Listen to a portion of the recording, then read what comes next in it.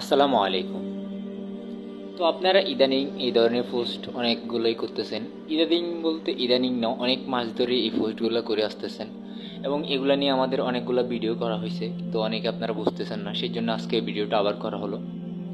তো আজকে আপনাদের দেখাবো এই রকমের ট্রেন্ডিং ব্যানার অথবা এই ধরনের ট্রেন্ডিং পিন যেগুলো কীভাবে বানাবেন। তো সবগুলো আমার ভিডিওর কমেন্টে থাকবে, ওইখান থেকে আপনারা ডাউনলোড করে নিতে পারবেন।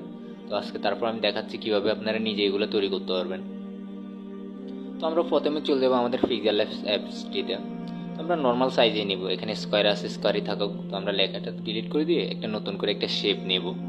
তো আমরা মাঝখানে অপশনটাতে ক্লিক করে একটা শেপ নিয়ে নেব। তো শেপটি নিয়ে নেওয়ার পর এটা আমরা ফুল স্ক্রিন করে দেব। এখানে কর্নারে নিয়ে এটাকে ফুল স্ক্রিন করে দেব।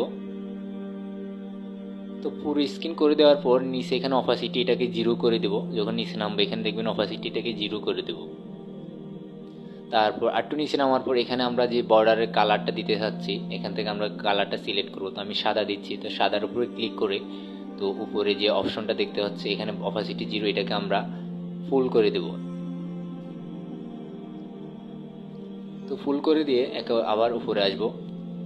উপরে আসার পর এখানে আমরা এটাকে বাড়াইতে থাকবো। তো আমরা যতটুকুতে হয় তো আমরা এটা 16 রাখবো। 16 তো দেখতেছি এটা ঠিক আছে, তো আমরা 16তে রেখে দিয়ে এটাকে সেভ করব। তো এই হয়ে গেছে আমাদের বর্ডার তৈরি।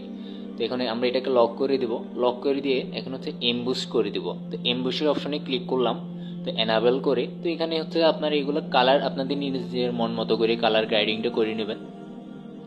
তো এটাকে আমি একটু কমাই বাড়াই করে নিলাম। তো হচ্ছে এখানে আপনাদের মন মতো করে নেবেন, যেখানে যেটা সুন্দর লাগে ওইটাতে নেবেন। তো হয়ে গেছে আমাদের অলরেডি ফ্রেম তৈরি, কিন্তু আমাদের শেষ। তো এটাকে আমরা সেভ দেব। তো দেখতে পাচ্ছেন আমাদের সেম এরকম কিন্তু ফ্রেম হয়ে গেছে। তো এখন আমরা দেখাবো এরকম যে মাঝখানে কালারটা দেওয়া আছে ওইটা কীভাবে দিবেন। তো এটাও আমার কমেন্ট বক্সে দেওয়া আছে, এখান থেকেই নিয়ে নিতে পারবেন।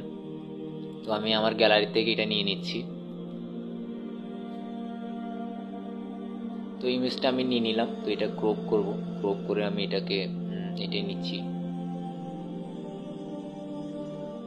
আচ্ছা সরি, এটা আমার ভুল হয়েছে। তো আমি এটা ডিলিট করে দিয়ে আমি নতুন করে আরেকটা নিচ্ছি। তো আমি গ্যালারিতে যাব।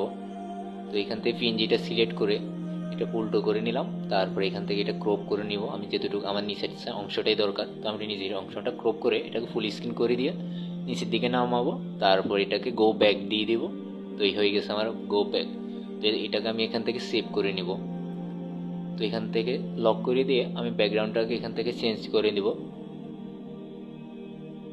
তো এখানে ব্যাকগ্রাউন্ড চেঞ্জ। তো হয়ে গেছে আমাদের এই ধরনের ট্রেন্ডিং পিন যেগুলো। তো এগুলো কিন্তু অনেক ইজি, এগুলো চাইলে আপনারা নিজেরও তৈরি করতে পারেন।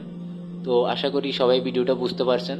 তো কোনো সমস্যা হলে অবশ্যই আমাদের কমেন্টে জানাবেন, আমরা আশা করি সেই বিষয় নিয়ে আলোচনা করব ইনশাল্লাহ।